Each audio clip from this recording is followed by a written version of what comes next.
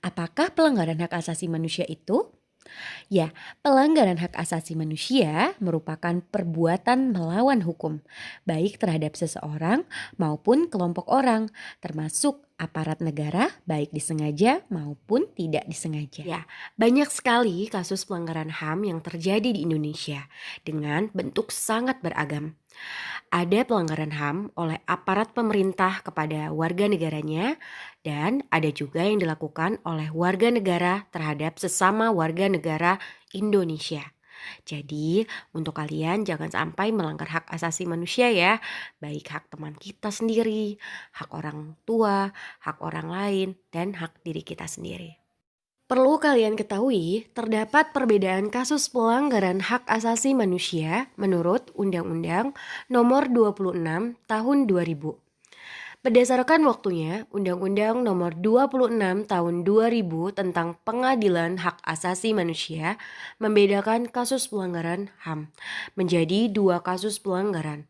Satu, pada masa lalu, dan yang kedua, setelah Undang-Undang Nomor 26 Tahun 2000 diundangkan. Pada kasus masa lalu, pelanggaran HAM berat masa lalu dapat diadili melalui pengadilan HAM ad hoc.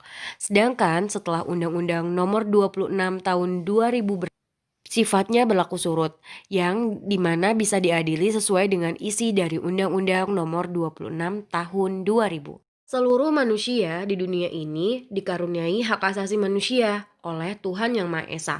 Dalam pelaksanaannya, hak asasi yang dimiliki manusia dibatasi oleh hak asasi orang lain. Oleh karena itu, enggak seseorang pun diperbolehkan melanggar hak asasi orang lain.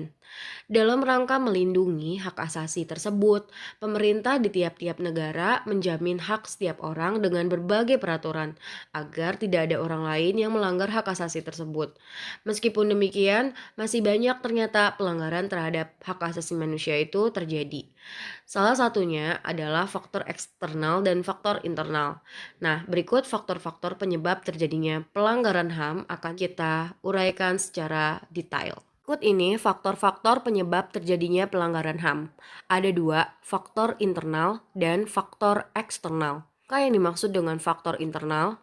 Faktor internal adalah faktor yang diakibatkan karena adanya dorongan untuk melakukan pelanggaran HAM yang berasal dari diri pelanggar HAM. Faktor eksternal merupakan faktor dari dalam diri manusia yang mendorong seseorang atau sekelompok orang melakukan pelanggaran HAM. Contoh faktor internal pelanggaran HAM antara lain sikap egois, yaitu sikap mementingkan diri sendiri. Yang kedua, rendahnya tingkat kesadaran terhadap HAM dan sikap tidak toleran terhadap orang lain. Sikap egois ini menyebabkan seseorang mengabaikan kewajibannya dan selalu menuntut haknya. Kemudian, untuk rendahnya tingkat kesadaran terhadap HAM menyebabkan seseorang bertindak semena-mena tanpa memperhatikan hak orang lain. Dan untuk yang ketiga, yaitu sikap tidak toleran, menyebabkan sikap tidak menghormati dan tidak menghargai orang lain. Selanjutnya, faktor eksternal. Faktor eksternal penyebab pelanggaran HAM sebagai berikut. 1. Penyalahgunaan kekuasaan. Contohnya, oknum anggota DPR yang seharusnya membuat peraturan yang mengakomodasi suara rakyat memasukkan kepentingan pribadi dalam peraturan yang dibuat. Seseorang dapat mengurus surat-surat tanpa pungutan pajak karena memiliki posisi tinggi dalam pemerintahan. Itu salah satu contoh dari penyalahgunaan kekuasaan, yaitu menggunakan kekuasaan dengan tidak semestinya. Yang kedua, ketidaktegasan aparat penegak hukum. Yang ketiga, penyalahgunaan teknologi. Melalui kemajuan teknologi, manusia seringkali dapat meningkatkan taraf kehidupannya. Akan tetapi, melalui perkembangan teknologi itu pula, pelanggaran HAM dapat terjadi seperti kasus penipuan dan penculikan yang berawal dari pertemanan dalam jejaring sosial. Selain itu, penggunaan teknologi dalam kegiatan industri dapat melanggar HAM jika limbah industri tidak diolah dan mencemari lingkungan sehingga mengganggu hak orang lain. Juga masih banyak lainnya seperti sekarang ini banyaknya muncul kasus hoax yang beredar di masyarakat melalui media-media sosial. Selanjutnya, kita akan membahas mengenai kasus pelanggaran hak asasi manusia di Indonesia.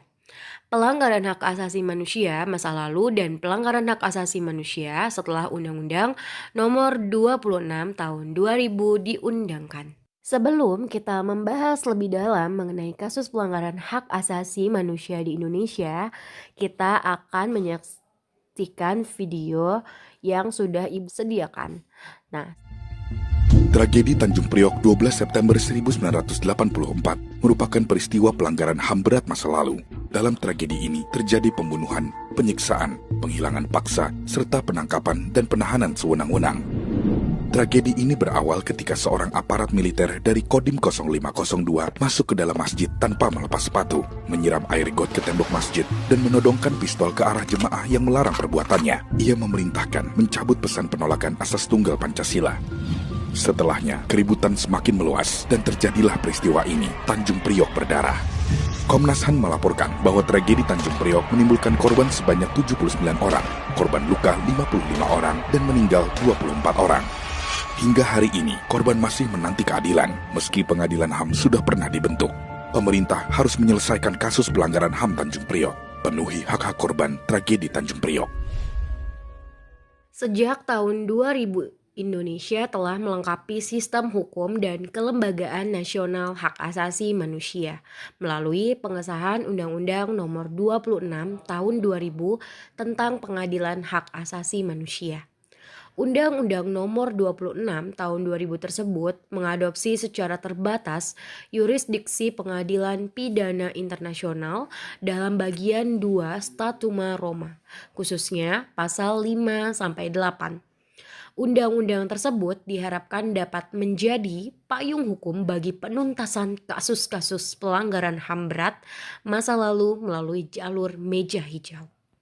Berdasarkan waktunya, Undang-Undang Nomor 26 Tahun 2000 tentang Pengadilan Hak Asasi Manusia membedakan kasus pelanggaran HAM. Satunya adalah pelanggaran HAM masa lalu. Kasus pelanggaran HAM masa lalu merupakan pelanggaran berat terhadap hak asasi manusia yang dilakukan sebelum Undang-Undang Nomor 26 Tahun 2000 tentang Pengadilan Hak Asasi Manusia diundangkan. Pelanggaran HAM berat masa lalu dapat diadili melalui Pengadilan HAM ad hoc. Sedangkan pelanggaran HAM berat yang terjadi setelah Undang-Undang Nomor 26 Tahun 2000 tentang Pengadilan Hak Asasi Manusia yang diundangkan dapat diadili melalui pengadilan HAM. Berikut contoh-contoh kasus pelanggaran HAM yang terjadi pada masa lalu. Tuntas tragedi Semanggi I. Tragedi Semanggi ini menunjuk kepada dua kejadian protes masyarakat terhadap pelaksanaan dan agenda sidang istimewa MPR yang mengakibatkan tewasnya warga sipil. Kejadian pertama dikenal dengan tragedi Semanggi I. Kemudian ada juga tragedi Semanggi II. Untuk tragedi Semanggi I terjadi pada tanggal 11 sampai 13 November 1998. Selanjutnya ada kasus Trisakti. Tragedi Trisakti adalah peristiwa penembakan pada tanggal 12 Mei 1998 terhadap mahasiswa pada saat demonstrasi menuntut Soeharto turun dari jabatannya. Kejadian ini menewaskan 4 mahasiswa Universitas Trisakti di Jakarta, Indonesia, serta puluhan lainnya luka. Mereka yang tewas diantaranya ada beberapa mahasiswa. Mereka tewas tertembak di dalam kampus terkena peluru tajam di tempat-tempat vital seperti kepala, tenggorokan, dan dada. Peristiwa penembakan 4 mahasiswa Universitas Trisakti ini juga digambarkan dengan detail dan akurat oleh seorang penulis sastra dan jurnalis, Anggi Dewidowati, dalam karyanya berjudul Langit Merah Jakarta. Selanjutnya ada kasus Munir. 14 tahun berlalu ditambah 1 tahun 2020. Kasus kematian aktivis HAM di Indonesia, Munir Said Tholib, masih menjadi misteri. Siapa sebenarnya otak di balik kasus pembunuhan Munir? Kronologi kasus pembunuhan Munir terjadi pada tanggal 7 September 2004. Menjadi awal perjalanan kasus yang hingga kini belum terselesaikan, bahkan pada saat pemerintahan Pak Jokowi. Munir meninggal di dalam pesawat yang menuju Amsterdam, Belanda dengan menggunakan pesawat Garuda Indonesia dengan nomor GA974 dan sedianya Munir berencana untuk berkuliah di Universitas Utrecht yang ada di sana. Beliau meninggal pada usia 39 tahun. Selanjutnya yaitu pelanggaran HAM setelah Undang-Undang Nomor 26 Tahun 2000 diundangkan. Salah satu contoh kasusnya adalah wasior berdarah.